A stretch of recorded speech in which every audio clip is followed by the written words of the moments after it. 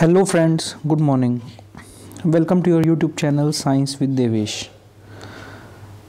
In this series, we are discussing the science of class 9th and our ongoing chapter is atoms and molecules. हमने अब तक इस chapter के अंदर कुछ बातों को डिस्कस किया है। हमने लास्ट टाइम डिस्कस किया था कि एटम्स क्या होते हैं। हमने बात भी की थी कि जब हम किसी सब्सटेंस को जो फिज़िकली एग्जिस्ट करता है दुनिया के अंदर, जो हमें दिखाई देता है, अगर हम उसे डिवाइड करें कुछ पार्ट्स में और तब तक उसे डिवाइड करते चले जाएं जब तक वो इनडिविजिबल ना हो जाए, मतलब उस टाइम तक उसे डिवाइड करते रहें जब तक उसके दो टुकड़े होना बंद ना हो जाए, तो हम उस सब्सटेंस को उस टाइम पे क्या कहते हैं, उस टाइम पे उसको एटम कहा जाता है। इसी के साथ हमने ये भी डिस्कस किया था कि एटम कितना छोटा होता है। बहुत छोटा होता है। मान लो मैं आपके सामने अगर बात करूं तो ये एक ह्यूमन बीइंग है। ह्यूमन बीइंग के सामने ये एक चींटी है। इस चींटी के सामने अगर मैं ये डॉट बनाता हूं तो इस डॉट से भी 1000 गुना छोटी अगर कोई चीज़ होगी तो वो एटम होती है। तो इतना छोटा एटम होता है जिसको हम देख नहीं सकते। उसका साइज़ भी बहुत छोटा होता है। उसके बाद हमने ये देखा था कि हमारे जो साइंटिस्ट थे जिनका नाम था डाल्टन, डाल्टन ने पहली बार अलग अलग जो एलिमेंट्स हैं उन सभी एलिमेंट्स को कुछ सिंबल असाइन किए थे और उसने कहा था कि इन सिंबल्स को, इन एलिमेंट्स को अब अगर हम डिनोट करेंगे तो इनको इन सिंबल से पहचाना जाएगा। उसके बाद उन सिंबल्स के जो रूल्स बने उनमें कुछ चेंज आया। उसमें क्या चेंज आया? चेंज ये आया उसके अंदर कि हम उसे डिनोट तो करते थे, लेकिन अब हम उसे डिनोट करने लगे उनके नाम के जो इनिशियल्स होते हैं उन्हीं से हम उन्हें डिनोट करने लगे। जैसे सपोज़ हाइड्रोजन था तो हाइड्रोजन को हम कैपिटल H से डिनोट करने लगे। कार्बन को हम C से डिनोट करने लगे क्योंकि वो C से स्टार्ट होता है। इसी तरह से कॉपर आया। अब कॉपर को दोबारा C से डिनोट तो कर नहीं सकते, तो हमने देखा कि वो किस जगह पर मिला था। ठीक है, तो सिप्रस करके जगह थी, वहाँ पर वो पाया जाता था, इसीलिए वहाँ से एक C लिया और एक U ले लिया। फिर इसमें हमने ऐसा भी रूल देखा था कि फर्स्ट लेटर जो है वो हम कैपिटल रखते हैं और सेकंड लेटर जो है हम स्मॉल रखते हैं। तो इस तरह से किस तरह से हमने इनकी नेमिंग करी, तो उस नेमिंग को हमने डिसाइड किया। डिस्कशन करते टाइम में एक बात हमने देखी थी कि एटम्स जो होते हैं वो कैसे होते हैं। मानो यहाँ पर मैंने दो सब्सटेंस लिए, एक सब्सटेंस ये है और ये इसका एटम है, और दूसरा सब्सटेंस ये है और ये इसका एटम है। तो अब यहाँ पर समझने वाली बात क्या थी कि ये जो सब्सटेंस है इसके सभी एटम्स सिमिलर होंगे, बिल्कुल ऐसे दिखेंगे, और ये जो सब्सटेंस है इसके भी सभी एटम सिमिलर होंगे, वो इस तरीके से दिखेंगे। लेकिन ऐसा ज़रूरी नहीं है कि ये दोनों एटम जो हैं ये भी सिमिलर हों। ठीक है ना? तो मतलब सेम सब्सटेंस के सेम एलिमेंट के अंदर जितने भी एलिमेंट्स होते हैं वो सिमिलर होते हैं, जितने भी एटम्स होते हैं वो सिमिलर होते हैं, एक जैसे होते हैं, उनकी प्रॉपर्टीज़ एक जैसी होती हैं। लेकिन दो अलग अलग सब्सटेंसेस के एटम्स भी अलग अलग तरह के होते हैं, उनकी प्रॉपर्टीज़ भी अलग अलग तरह की होती हैं। तो ये बात हमने क्यों डिस्कस करी वो आपको अभी समझ में आएगा, क्योंकि अब हम बात करने वाले हैं किसके बारे में, तो हम बात करने वाले हैं एटॉमिक मास के बारे में, कि एटॉमिक मास क्या होता है। तो यहाँ से नाम से ही आपको पता चल रहा है एटॉमिक। एटॉमिक का मतलब क्या हो गया? एटम का। और दूसरी बात क्या आ गई? मास। तो किसी सब्सटेंस के एक एटम का जितना मास होता है, एक एटम को अगर हम उठाते हैं उसका जितना मास होगा उसी को कहा जाता है एटॉमिक मास। ओके, तो डाल्टन ने सबसे रिमार्केबल, सबसे अच्छा जो कॉन्सेप्ट दिया था तो उसने एटॉमिक मास का ही दिया था। उसने क्या कहा, उसके अनुसार हर एक जो एलिमेंट होता है उसका कुछ अलग अलग एटॉमिक मास होता है। जैसे मैंने आपको बताया कि दो अगर मैं डिफरेंट सब्सटेंसेस लेता हूँ, समझो एक मैंने कॉपर लिया और एक मैंने गोल्ड लिया, तो गोल्ड के एटम का मास अलग होगा और कॉपर के एटम का मास अलग होगा। इसी थ्योरी की हेल्प से हमने एक्सप्लेन किया किसको, लॉ ऑफ कांस्टेंट प्रोपोर्शंस। जो हमारा लॉ ऑफ कॉम्बिनेशन में पहला लॉ आया था, दूसरा लॉ आया था कि सभी जो कंपाउंड बनते हैं वो एक फिक्स्ड प्रपोर्शन में जब हम किन्हीं एलिमेंट्स को मिक्स करते हैं तभी बनते हैं। ठीक है, तो इसी से हमने इसको भी डिटरमिन किया। अब ये मास एटम्स जो हैं ये बहुत छोटे होते हैं, ये हमने देखा था। अब कितने छोटे होते हैं ये भी हमने देखा था, इतने छोटे होते हैं कि हम इनको देख भी नहीं सकते। तो इतने छोटे एटम का जब आप मास निकालने जाओगे तो आप उसको कैसे मेज़र करोगे, ये बहुत बड़ी प्रॉब्लम है हमारे लिए। ठीक है, तो इसीलिए हमने क्या किया कि अकेले अकेले एटम का मास तो हम मेज़र कर नहीं सकते थे, इसीलिए हमने क्या लिया, उनके रिलेटिव मास को मेज़र कर लिया। जैसे कोई कंपाउंड है हमारे पास, समझ लो हम एक एग्जांपल दिया हुआ है, यहाँ पे हमारे पास एक कंपाउंड है कार्बन मोनोऑक्साइड, ठीक है ना, जिसमें C जो है वो कार्बन को डिनोट करता है, O ऑक्सीजन को डिनोट करता है, और दोनों अगर इस प्रोपोर्शन में कंबाइन होते हैं तो उनको कार्बन मोनोऑक्साइड कहा जाता है। अब एक्सपेरिमेंटली ऐसा देखा गया कि अगर हम 3 ग्राम कार्बन लेते हैं और 4 ग्राम ऑक्सीजन लेते हैं तो ये इनके कॉम्बिनेशन के बाद ही हमारे पास क्या बनेगा, कार्बन मोनोऑक्साइड। दूसरे वर्ड में हम ये भी कह सकते हैं, हम क्या कह सकते हैं कि अगर हम कार्बन को कंबाइन करते हैं, इस 3 को अगर मैं इधर ले जाऊं तो ये क्या हो जाएगा, 4/3। एक ऑक्सीजन के 4/3 पार्ट के साथ अगर हम कार्बन को कंबाइन करते हैं तो ये कंबाइन करने से हमको क्या मिलता है, हमको कार्बन मोनोऑक्साइड मिलता है। ओके, लेकिन अब प्रॉब्लम क्या थी, प्रॉब्लम ये थी जो मैं आपको भी दिखाने वाला हूँ। ये देखिए, हाइड्रोजन का मास कितना होता है, 1.6736 इंटू 10⁻⁻27।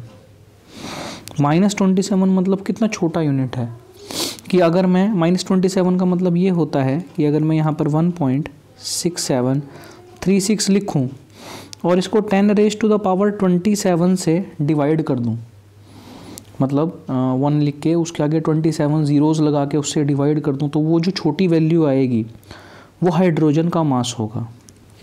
और क्योंकि हर एक एलिमेंट का मास क्या है, हर एक एलिमेंट का मास जो है वो कैसा है, वो अलग अलग है।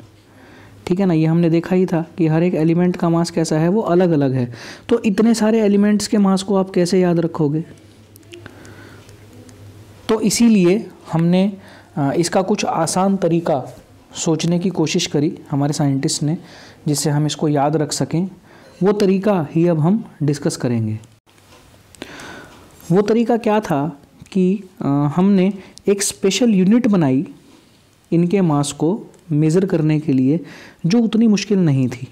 ठीक है, तो किसका मास मेज़र करना है, हमें मास मेज़र करना है एटम का, तो हम उसको बोलते थे एटॉमिक मास यूनिट।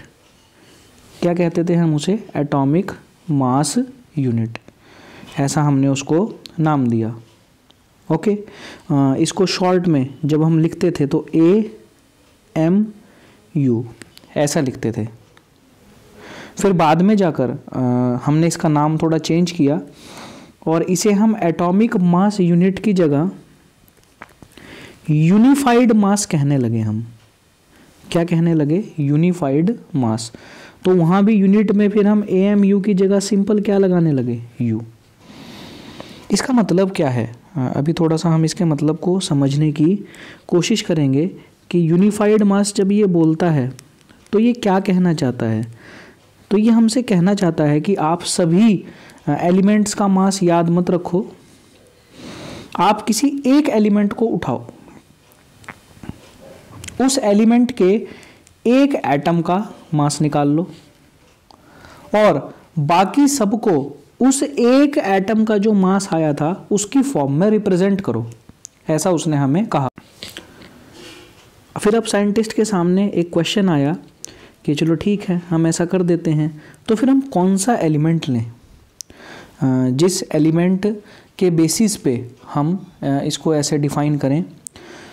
तो साइंटिस्ट ने पहले जो एलिमेंट उठाया वो उठाया ऑक्सीजन, क्योंकि उन्होंने ऐसा सोचा कि ऑक्सीजन जो है वो काफ़ी सारे एलिमेंट्स के साथ जो है वो रिएक्ट करता है। जैसे हम कार्बन डाइऑक्साइड देखते हैं, वाटर देखते हैं, ठीक है ना, तो ये सबके साथ रिएक्ट करता है और बहुत सारे कंपाउंड्स ऐसे हैं जिसमें ऑक्सीजन पाया जाता है। फिर उन्होंने क्या किया, उन्होंने ऐसा कहा कि ऑक्सीजन का जो एक एटम है अगर उसके आप 16 पार्ट्स कर देते हैं, कितने पार्ट्स कर देते हैं, 16 पार्ट्स, तो उनमें से एक पार्ट अगर आप उठाते हो तो वो किसके बराबर होगा, 1/16।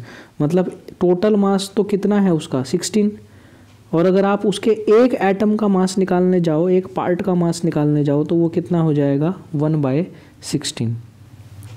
ओके, तो अब हमें क्या कहा गया कि अगर आप किसी भी एलिमेंट का मास निकालने जाओ, ठीक है ना, किसी भी एलिमेंट का मास निकालने जाओ, जैसे मुझे किसी ने कहा कि एक एक्स एलिमेंट है और उस एक्स एलिमेंट का जो मास है वो 16 U है। U मैंने अभी आपको बताया था ये क्या होता है, यूनिफाइड मास होता है, ठीक है। तो मैं क्या करूँगा, 16 एज इट इज़ रखूँगा और 1 यूनिफाइड मास की वैल्यू क्या ली उन्होंने, 1/16। कट करके इसका मास कितना आ गया, 1 ग्राम। ओके, लेकिन ये ज़्यादा दिनों तक नहीं चल सका। 1961 के अंदर ऐसा साइंटिस्ट ने डिस्कवर किया कि जो सबसे ज़्यादा वर्सेटाइल मेटल है, जो सबसे ज़्यादा चीज़ों में पाया जाने वाला मेटल है, वो ऑक्सीजन नहीं है, वो कार्बन है। और कार्बन भी एक फॉर्म में नहीं पाया जाता, वो अलग अलग फॉर्म्स के अंदर नेचर में पाया जाता है। और उनमें से एक फॉर्म है C12, जिसको हम कार्बन 12 भी बोलते हैं। यहाँ पर कार्बन 12 का मतलब बाद में हम देखेंगे, ये सिर्फ कार्बन की एक फॉर्म है, ठीक है। जैसे आप इंसान देखते हो तो इंसान में कोई बहुत लंबा भी होता है, कोई किसी की हाइट कम भी होती है, किसी का वेट बहुत ज़्यादा होता है, किसी का वेट बहुत कम होता है तो सारे इंसान, लेकिन हर एक की कुछ अपनी प्रॉपर्टीज़ हैं। तो इसी टाइप से यहाँ पर उन्होंने कहा कि हमने कौन सा, कार्बन की कौन सी फॉर्म लेनी है, कार्बन 12 फॉर्म लेनी है, ठीक है। और इसके बाद उन्होंने क्या कहा कि एक एटॉमिक मास यूनिट की क्या वैल्यू होगी, ऐसा उन्होंने पूछा कि एक एटॉमिक मास की क्या वैल्यू होगी अगर जो आपके पास कार्बन 12 का मास आया उस टोटल मास को अगर आप 12 से डिवाइड कर दो। क्या कहा मैंने कि अगर आप कार्बन 12 जो आपने लिया, ठीक है, उसके एक एटम का जो मास है, एक एटम का, उसको अगर आप 12 से डिवाइड कर दो तो वैल्यू क्या आएगी, एक एटॉमिक मास यूनिट। फिर उन्होंने क्या देखा कि सभी जो एलिमेंट्स हैं उन सभी एलिमेंट्स का मास हमें इस तरीके से मिलने लगा। इसका एक बहुत अच्छा एग्जाम्पल हम अभी लेते हैं। हमें क्या कहा गया कि हमें एक फ्रूट सेलर को देखना है। मान लो एक फ्रूट सेलर है, लेकिन उसके पास तोलने के लिए, जो भी उसके पास कोई फ्रूट्स लेने आएगा तो उसके पास तोलने के लिए कुछ चीज़ नहीं है, कोई वेट नहीं है। तो सबको क्या पता था कि उसके पास एक वाटरमेलन है और वो जो वाटरमेलन है उसका मास कितना है, 12 यूनिट है। अब इसने क्या किया, उस वाटरमेलन को 12 हिस्सों में डिवाइड कर लिया, 12 इक्वल पार्ट्स में उसने उसको डिवाइड कर लिया। तो पूरे वाटरमेलन का मास कितना था, 12 यूनिट, ठीक है ना। और 12 यूनिट में कितने टुकड़े आते थे? 12 पार्ट्स आते थे। तो यहाँ से अगर मैं एक पार्ट का मास देखूंगा तो वो कितना आ जाएगा? 1/12, ठीक है ना। यही वो टेक्निक है जिस टेक्निक से हमने एटॉमिक मास डिटरमिन करना स्टार्ट किया। तो यहाँ पे जो हमारा फ्रूट सेलर था उसने किसका इस्तेमाल किया वेट मेज़र करने के लिए? उसने फ्रूट का इस्तेमाल किया। तो यहाँ पर हम उसे फ्रूट मास यूनिट कहेंगे, क्योंकि वो किसी फ्रूट की एक स्लाइस का इस्तेमाल कर रहा है किसी और फ्रूट को मेज़र करने के लिए। इसी तरीके से हम एटम को मेज़र करने के लिए किसका यूज़ करते थे? कार्बन जो है, और कार्बन भी कौन सा? कार्बन 12, उसके एटम का, कि कार्बन 12 पे एक एटम का जितना मास है उसको अगर हम 12 से डिवाइड कर दें तो ये जो वैल्यू आई ये हमारा यूनिफाइड मास था, एक एटॉमिक मास यूनिट था, ठीक है। तो इस तरीके से हमने जब एटॉमिक मास निकालना स्टार्ट किया तो बड़ा अच्छा रिजल्ट हमें मिला। मैंने आपको दिखाया था, जैसे यहाँ पर ये देखो, ये कितने भयंकर से मास हैं, इनको हम याद भी नहीं रख सकते, ठीक है ना। याद कैसे रखेंगे इनको? क्योंकि ये मास जो है केजी में है पहली बात तो, और इतनी वर्सेटाइल इनका नेचर है, इतने वर्सेटाइल इनकी क्वांटिटी है। लेकिन यहाँ पर जब हम इसे एटॉमिक मास यूनिट में रिप्रेजेंट करने लगे तो हमको ये याद रखना बहुत आसान हो गया कि हाइड्रोजन का मास कितना आया? 1 यूनिफाइड मास। कार्बन का मास कितना आया? 12। नाइट्रोजन का आया 14, ऑक्सीजन का आया 16। ऐसे हर एक एलिमेंट का हमें एक यूनिफाइड मास मिल गया, जिसकी क्वांटिटी, जिसकी वैल्यू बहुत कम थी और जिसको याद रखना बहुत आसान था। अब अगली बात क्या आती है कि एटम इतने छोटे होते हैं कि वो सिंगल फॉर्म में एग्जिस्ट नहीं करते। एटम बहुत छोटे होने की वजह से सिंगल फॉर्म में एग्जिस्ट नहीं करते। जैसे कोई कमज़ोर अगर व्यक्ति होगा तो वो अकेला रहना पसंद नहीं करेगा, वो ऐसी कोशिश करेगा कि मैं अकेला ना रहूं और मैं किसी न किसी पर्सन के साथ रहूं, जिससे क्या हो कि अगर मुझे ज़रूरत पड़े, कहीं पर मैं कमज़ोर पड़ूं तो वो मेरी हेल्प कर सके। तो इस तरीके से कार्बन को भी अकेले रहना जो है वो पसंद नहीं था, कोई भी एटम को अकेले रहना पसंद नहीं था। इसीलिए वो एटम जो है वो हमें ग्रुप्स में मिलता था, वो जो सब्सटेंस है वो हमें एटम के ग्रुप्स में मिलता था, और एटम का जो ग्रुप होता है उसी ग्रुप को कहा जाता है मॉलिक्यूल।